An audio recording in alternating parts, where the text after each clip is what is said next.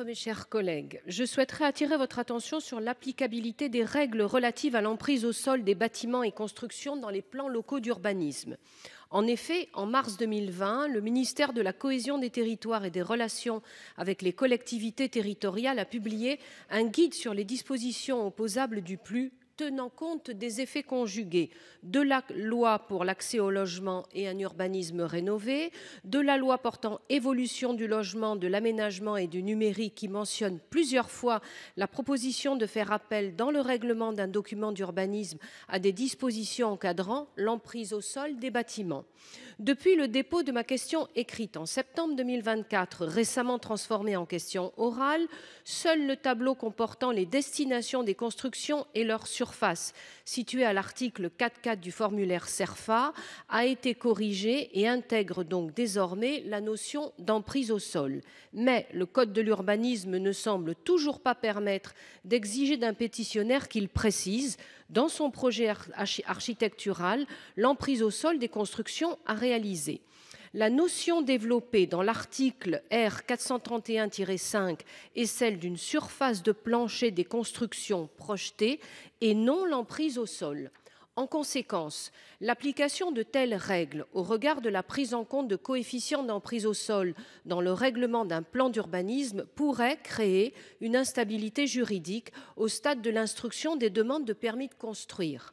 Aussi, Madame la Ministre, pourriez-vous nous dire quelles mesures le gouvernement entend-il mettre en place pour préciser le guide sur les dispositions opposables du PLU au regard de la notion d'emprise au sol des bâtiments afin de s'accorder avec les lois d'urbanisme en vigueur sur ce sujet? Je vous remercie.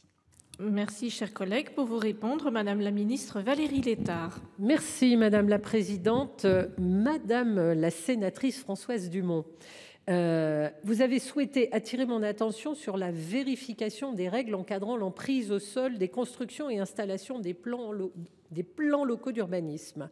L'emprise au sol désigne la projection verticale du volume d'une construction, tous des bords et surplomb inclus.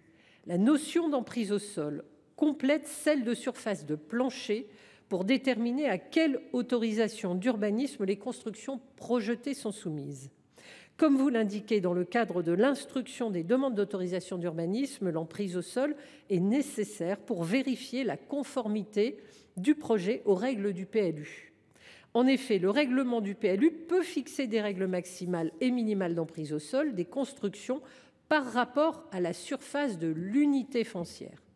La règle d'emprise au sol se traduit par la fixation d'un pourcentage d'occupation de la superficie totale du terrain, le coefficient d'emprise au sol. Par ailleurs, le règlement délimite dans les documents graphiques les secteurs dans lesquels il impose ces règles.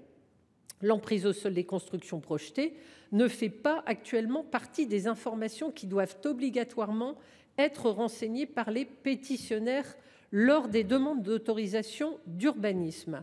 Mais afin de faciliter l'instruction de ces demandes, le gouvernement va prochainement ajouter l'emprise au sol dans les mentions obligatoires à indiquer dans le dossier de demande d'autorisation d'urbanisme pour un projet de construction nouvelle ou de travaux sur construction existante. Il va le faire par voie réglementaire dans les semaines qui viennent.